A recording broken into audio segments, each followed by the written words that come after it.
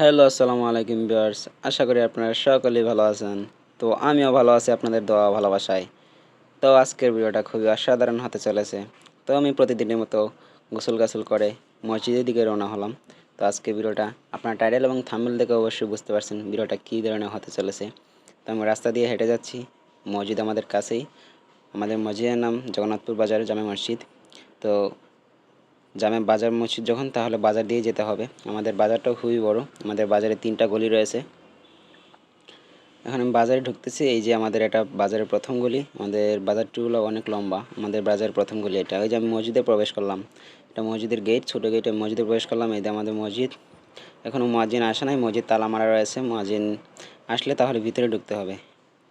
মুয়াজ্জিনের জন্য অপেক্ষা করতেছি। মুয়াজ্জিন আসলে গিয়ে ভিতরে আজান দেব। দেখতে দেখতে মুয়াজ্জিনও চলে আসলো। মুয়াজ্জিন আমার কাকাই লাগে সম্পর্কে। দরজাটাও খুললো, তালা খুললো, দরজা খুললো। আমি ভেতরে প্রবেশ করলাম। আমাদেরও মসজিদের ভেতরটা খুবই সুন্দর।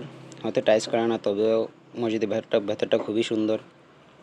আমি আমার সুযোগ বুঝে মোবাইলটা রেখে দিলাম নিচে। যেহেতু আজান দিব তাহলে ক্যামেরাম্যান তো আমার নেই। আমি নিচে রেখে দিলাম মোবাইলটা ক্যামেরা করার জন্য। আগে মাইকটা আমার মুখের সাথে ফিটিং করে নিচ্ছি। মাউসটা আমার মুখে ফিটিং করে নিলে আমার আজানটা দিতে খুবই সুবিধা হবে। তো আমি মাইকটা ফিটিং করে নিচ্ছি। কারেন্ট যেহেতু নেই, টাইমটাও দেখা হচ্ছে না। আমার কাকা বলতেছে আজান দিয়ে দেওয়ার জন্য। তো আমিও একটু অপেক্ষা করলাম, কারণ 14 বাজছিল, 15 বাজে নাই, এখনও 1:15-তে আজান দেওয়া হয়।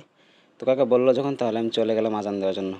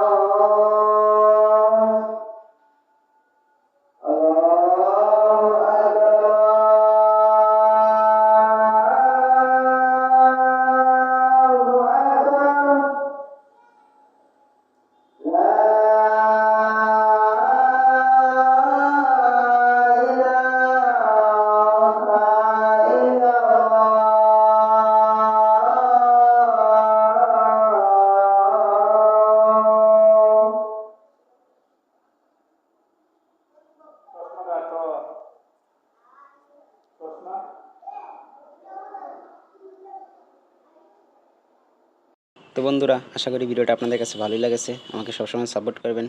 আর কেমন হয়েছে আজানটা কমেন্ট বক্সে বলে যাবেন।